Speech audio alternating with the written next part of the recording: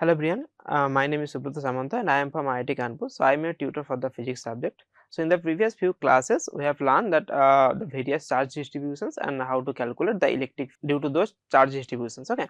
So today we will discuss the concept of electric flux and how to calculate the electric field using the Gauss law and the concept of electric flux. Okay. So to discuss the electric flux, let's first consider the flow of liquids, okay, through a small surface, and now I want to ask that what is the rate of the liquids, the flow of liquid. Okay, so basically let's first consider the flow of liquid, and that is closely related to the flux, electric flux. So let's first electric flux. Electric flux. So before we discussing the electric flux, so first let's consider a flow of liquid. So let's consider a flow of liquid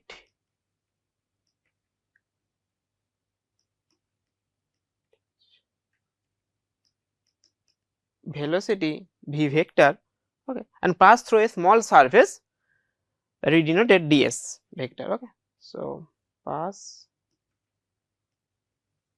through a small surface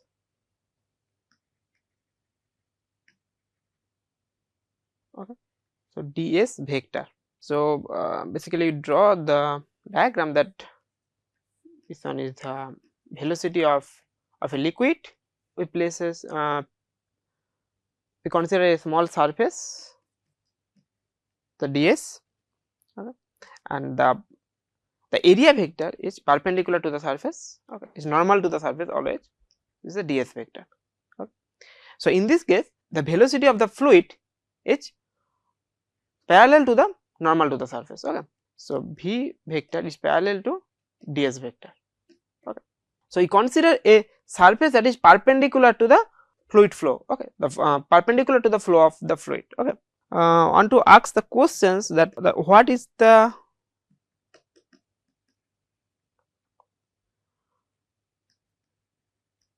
rate of flow of liquid, flow of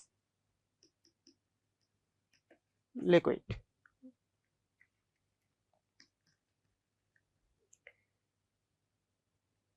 Okay. So before that, so the another question, the first one is that what is the volume occupied by the liquid in time dt. So what is the volume occupied by the liquid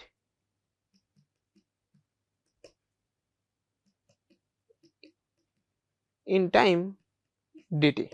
So we consider a small time interval dt, okay, and calculate the volume occupied by the liquid in that time, and then we calculate the rate of the liquid, rate of the flow of liquid. Okay. So it is closely related to the flux, okay, electric flux. So first we consider the flux in case of liquid, okay, and then I will discuss the flux in case of electric field lines. Okay. Okay. So if you draw a diagram that again I think this is the v, the velocity of the fluid, and you consider the surface ds, okay, and the volume occupied by the liquid, okay, in time dt. So this is the ds vector, okay.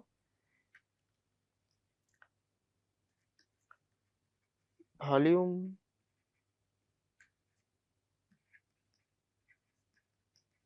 occupied by the liquid in time dt, okay. So is, so what is the length, okay.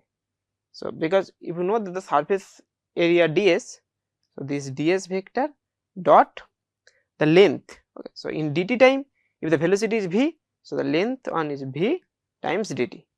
Okay. So this is the length in dt time. Okay.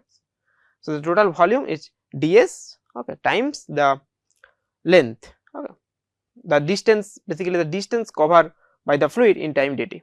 So this one is v dt. So now since the v vector and the ds vector are parallel, so v parallel to the ds, so v dot ds, v ds cos, so 0 degree, right. So the intermediate angle 0 degree, so this one is v ds. Okay. So place that things here, so v, we get v ds dt. So that is the volume occupied by the liquid in time dt. So provided that the velocity vector and ds vector are parallel. Okay. So if this is not parallel, so there is a angle dependence theta. Okay. So if we consider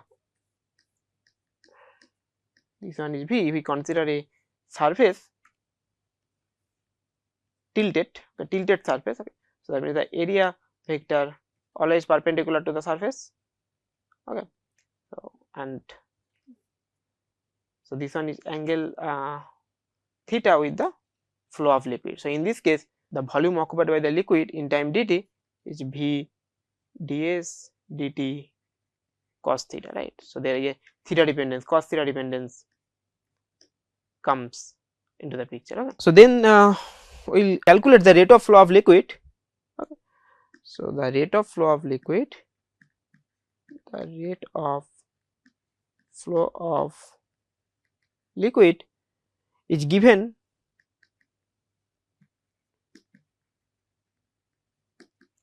by the volume crossing the area per unit time. Okay.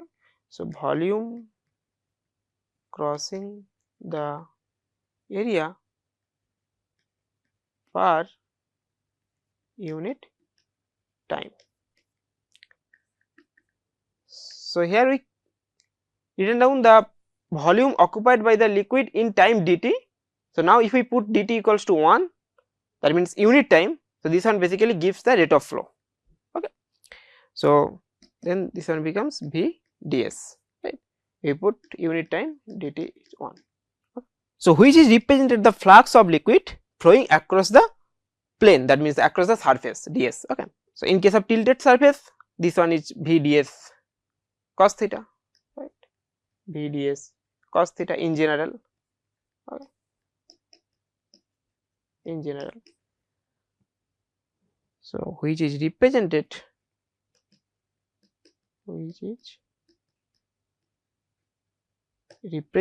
the flux of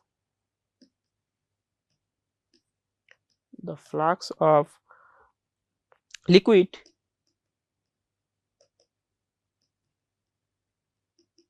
flowing across the plane or across the surface. Okay. Across the surface. Okay. So this is the flux in case of liquid. So in general, this vds cos theta.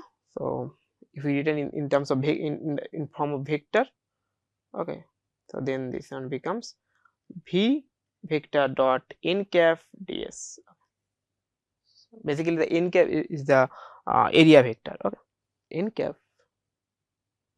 So n cap is the area vector. Okay. So say that the ds vector is n cap times ds. Okay. So this is the area vector. So for 2D surface, area vector is always perpendicular to the surface. Okay. Perpendicular to the plane, because if we consider a 2D surface in a plane. Okay. And that's why this one is a n cap. Okay. So next, so in case of electric field,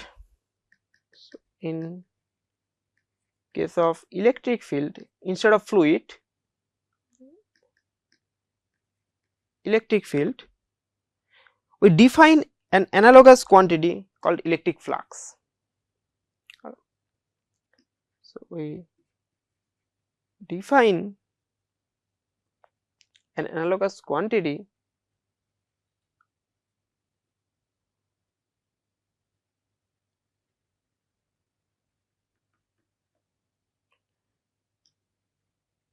called electric flux. So in this case there is a no flow of physical observables. So in the previous case we consider the flow of liquid and calculate the flux, okay. But in case of electric field we define the similar kind of quantity that is called electric flux, but this is not a consequence of some flowing physical observables, right. So in this context we consider the electric field lines. So in this context we consider the electric field lines, that means the number of electric field lines crossing a unit area, okay, placed normal to the field directions. So instead of liquid in the previous case we consider the electric field lines in this case, okay. So this is not a physical observables. So electric field lines and then the number of electric field lines crossing a unit area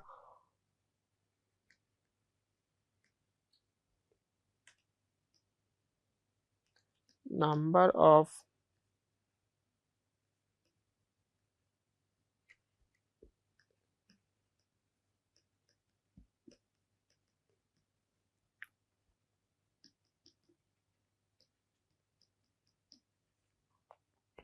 crossing a unit area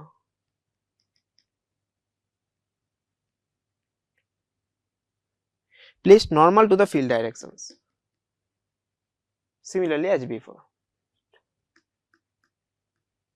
normal to the field direction at a point each measure of the, so where we place this surface, okay, or the volumes. So at a point is a measure of the strength of electric field at that point, okay, is a measure of the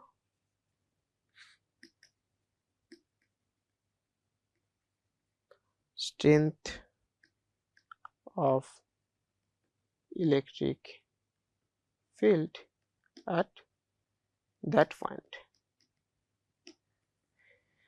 So basically that is the number of electric field lines crossing a unit area, okay, placed normal to the field directions, okay, and if this surface will be placed at a point where we measure the strength of the electric field. So if we consider a small planar surface dx, okay, and the electric field line crossing it is proportional to, so if we consider a, let us say this one is a electric field lines similar to the liquids, okay. So the E vector, okay, and we consider a small surface delta S, okay. So this is the delta S. So the electric field line crossing it is, I mean through the surface is proportional to, so electric field lines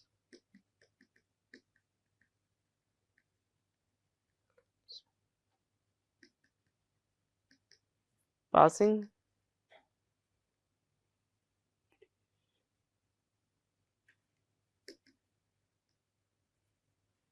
through the surface delta S is proportional to, okay, so E delta S,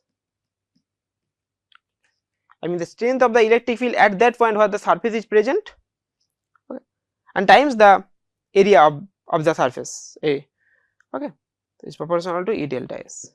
So now if we consider a closed surface, okay, so here we consider a planar surface, that means the area vector is perpendicular to the surface, okay, ds vector or del s vector. So if we consider a closed surface, okay, so every area element of the closed surface is taken to be the directions of the outward normal, okay. So that means so if we consider a closed surface, let us consider a sphere, okay. So this one is a closed surface and the area element, if we consider a small area element on the surface of the sphere, so it is always taken to be in the direction of the outward normal. So n cap is always directed to the r cap, okay, and theta is the angle between the outward normal and the electric vector, okay, E.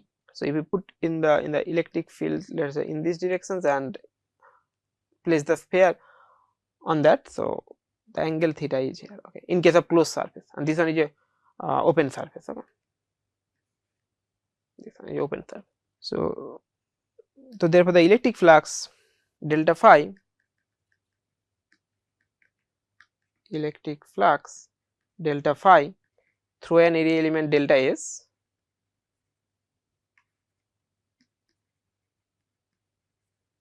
through an area element delta S is